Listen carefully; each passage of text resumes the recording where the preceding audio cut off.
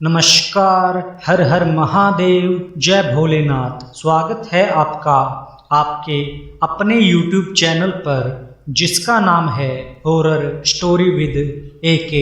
मेरा नाम अनिल है। मैं यहाँ पर आपको ईश्वर से जुड़े चमत्कार एवं तीसरी शक्ति के प्रकोप पर आधारित कहानियाँ सुनाता हूँ। आज की कहानी द हॉन्टेड हाउस का दूसरा भाग है। पहले भाग में आपने देखा राघव और उसकी पत्नी खाना खा रहे थे। खाना खाने के बाद उनका ध्यान गया कि डोली उनके पास नहीं है। राघव ने इधर उधर देखा पर डोली इनके बीच नहीं थी। राघव ने घबराकर सुनीता से पूछा, कहाँ गई डोली? अभी तो यहीं थी। राघव और सुनीता डोली को चारों तरफ ढूंढने लगे लेकिन डोली उन्हें नहीं मिली। वे दोनों आवाज लगाने लगे, डोली डोली कहाँ हो तुम? पर कोई जवाब नहीं आ रहा था। राघव घबरा गया। उसके माथे पर पसीना छलक आया। वह बहुत परेशान हो गया। उधर सुनीता का दिल धड़कने लगा। उसके मन में एक अनजाना सा डर बैठ गया। उसे लगने लगा कहीं ऐसा तो नहीं है कि डोली को कुछ हो गया हो। आखिरकार वह गई तो कहाँ गई? उसे कुछ समझ में नहीं आ रहा था। ऊपर से राघव उसको डांटने भी लगा, तुम ध्यान नहीं रख सकती थी उसका क्या? तुमने उसकी परवाह ही नहीं की, तभी तो वह नहीं मिल रही है। एक तो सुनीता पहले से ही परेशान थी, ऊपर से राघव की इन बातों से परेशान हो गई। वह रोने लगी। अब राघव चुप हो गया। उसने सुनीता को सॉरी बोला। वह चुप हो गई।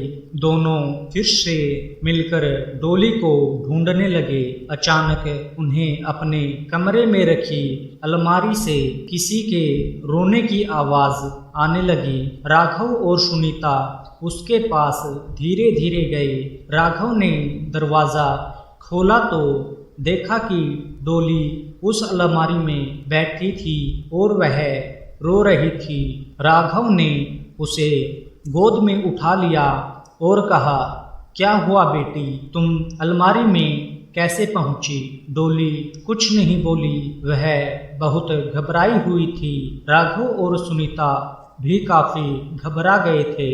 उन्होंने डोली से ज्यादा कुछ नहीं पूछा। वह तो पहले से ही बहुत डरी हुई थी, इसलिए वे डोली और साहिल को सुलाने के लिए कमरे में ले गए। दरअसल उस घर में सबका अपना अपना एक कमरा था, लेकिन अभी उन्होंने सफाई नहीं की थी, इसलिए वह सभी एक ही कमरे में सोने वाले थे। जब माहौल थोड़ा सा शांत हुआ तब सभी लोग बिस्तर पर लेट गए और सोने की कोशिश करने लगे। डोली और साहिल को तुरंत ही नींद आ गई।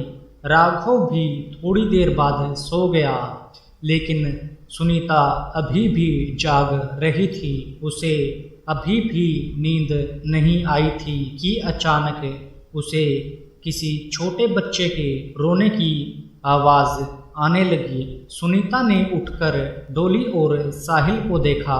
वह दोनों तो सो रहे थे। वह बेड से नीचे उतरी।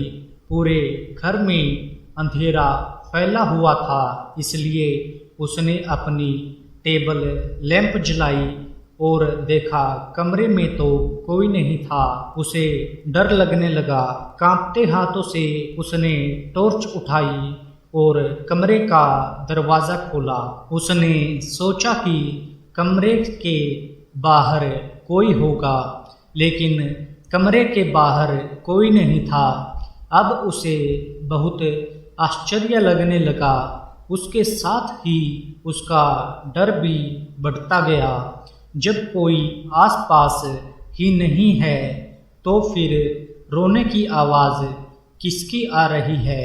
उसने ध्यान से सुनने की कोशिश की, तब उसने सुना कि उस बच्चे के रोने की आवाज़ पास के बंद कमरे से आ रही थी। डरते डरते वह धीरे धीरे उस कमरे के पास गई।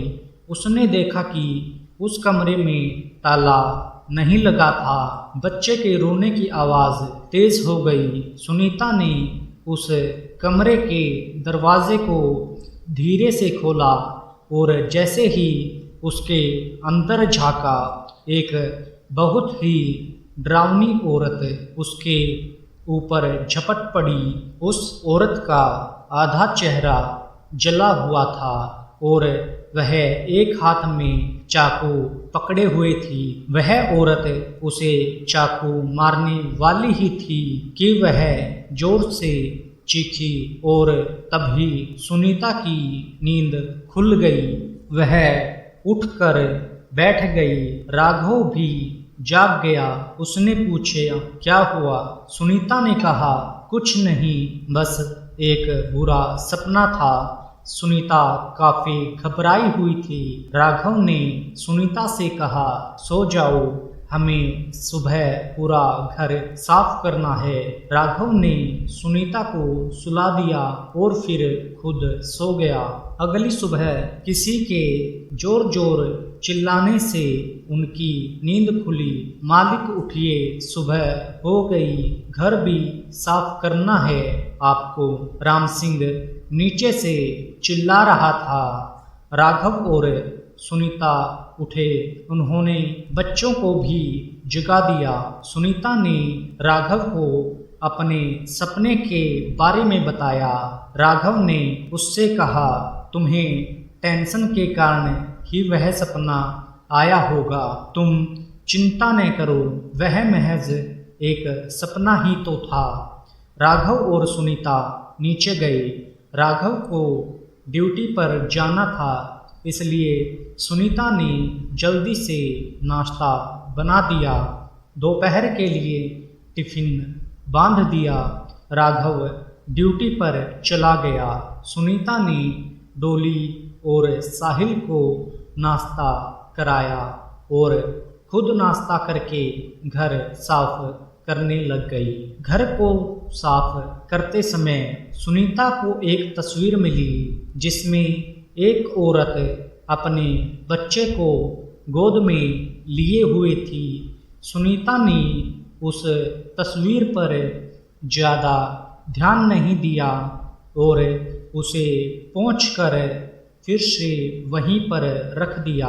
डोली को बहुत तेज बुखार आया था, इसलिए उसने डोली को बुखार की गोली खिला दी। सुबह राम सिंह के साथ एक छोटा सा बच्चा भी आया था। वह लगभग 2 साल का होगा। राम सिंह भी घर को साफ कराने में उनकी मदद करने लगा। वह बच्चा इधर उधर खेलने लगा। सफाई करते समय सुनीता को पता चला कि उनके घर के नीचे एक तहखाना भी है जिस पर ताला लगा हुआ था। सुनीता उसे नज़रअंदाज करते हुए दूसरी जगह सफाई करने लगी। पूरा दिन उसका घर की सफाई करते ही निकल गया। शाम को जब राघव घर आया तब सुनीता ने सारे घर की सफाई कर दी थी। सभी लोगों ने मिलकर शाम का खाना खाया और राम सिंह ने राघव से कहा, साहब अब मैं कल आऊँगा। राम सिंह वहाँ से चला गया। खाना खाकर सुनीता ने बच्चे को दूसरे कमरे में लिटा दिया और जब बच्चों को नींद आ गई तब वह भी अपने कमरे में आ गई। राघव पहले से ही कमरे में था। सुनीता जैसे ही कमरे में घुसी उसे फिर से किसी बच्चे के रोने की आवाज़ आने लगी। उसने जल्दी से राघव को वह आवाज़ सुनाने की कोशिश की। राघव को भी उस बच्चे के रोने की आवाज़ आ रही थी। उन्होंने हिम्मत करके बाहर जाकर देखा, आवाज़ नीचे से ही आ रही थी। वे दोनों लोग नीचे उतरे तो उन्होंने देखा कि सामने कुर्सी पर वही छोटा बच्चा बैठा है जो सुबह राम सिंह के साथ आया था। उन्होंने समझा कि शायद राम सिंह इसे भूल गया होगा, लेकिन फिर उन्होंने सोचा कि भला कोई अपना बच्चा कैसे भूल सकता है। सुनीता और राघव उस बच्चे को अपने साथ ले गए और उसे अपने कमरे में जाकर सुलाने की कोशिश करने लगे। थोड़ी देर बाद उस बच्चे को नींद आ गई। थोड़ी देर बाद राघव और सुनीता को भी नींद आने लगी। तब वे भी सो गए। लगभग आधी रात को उन्हें फिर से जोर जोर से रोने की आवाज़ सुनाई देने लगी। उन्होंने देखा कि वह बच्चा वहाँ से गायब था। आवाज़ नीचे से आ रही थी। वे दोनों नीचे उतरकर देखने लगे। राघव और सुनीता ने देखा कि वह बच्चा फिर से उसी कुर्सी पर बैठा रो रहा था। दोनों लोग यह देखकर भौचक्के रह गए। उन्होंने फिर से बच्चे को उठाया और अपने कमरे में ले गए। वह बच्चा अभी भी रो रहा था। अचानक उस बच्चे को जोर जोर से खांसी आने लगी और देखते ही देखते वह खून की उल्टियाँ करने लगा। सारा बिस्तर खून के रंग से रंग गया। वे दोनों काफ़ी डर गए। राघव पानी लेने के लिए चला गया। सुनीता ने अपने बच्चों के कमरों में जाकर देखा तो बच्चे सही सलामत सो रहे थे। वह फिर से भागकर अपने कमरे में आई। राघव भी नीचे से पानी ले आया, लेकिन उन्होंने देखा कि वह बच्चा तो उनके कमरे में नहीं था, वह गायब हो चुका था। उन्होंने उसे बहुत ढूंढा, लेकिन वह कहीं भी नहीं मिला। उनके बेड की चादर खून से रंग चुकी थी, इसलिए वह अपने बच्चों के कमरे में आकर सो गए। अगली सुबह जब राघव और सुनीता उठे तो उन्होंने देखा कि वे अपने ही कमरे में लेटे थे और उनकी चादर पर जरा सा भी खून का दाग नहीं लगा था। उन दोनों के कुछ भी समझ नहीं आ रहा था। थोड़ी देर बाद नीचे से राम सिंह की आवाज़ आई, साहब उठ जाइए, सुबह हो गई है। राघव राम सिंह की आवाज़ सुनकर तुरंत नीचे गया और राम सिंह से कहा, वह तुम्हारा बच्चा कहाँ है जिसे तुम अपने साथ यहाँ लाए थे? राम सिंह ने चौंक कर कहा, कौन सा बच्चा साहब, मेरी तो शादी भी नहीं हुई, ना ही मेरा कोई बच्चा है। अचानक फिर से उन्हें किसी बच्चे के रोने की आवाज़ आने लगी। कहानी में आगे क्या हुआ, यह जानने के लिए अगले भाग को देखें। कहानी यहीं पर समाप्त होती है। धन्यवाद।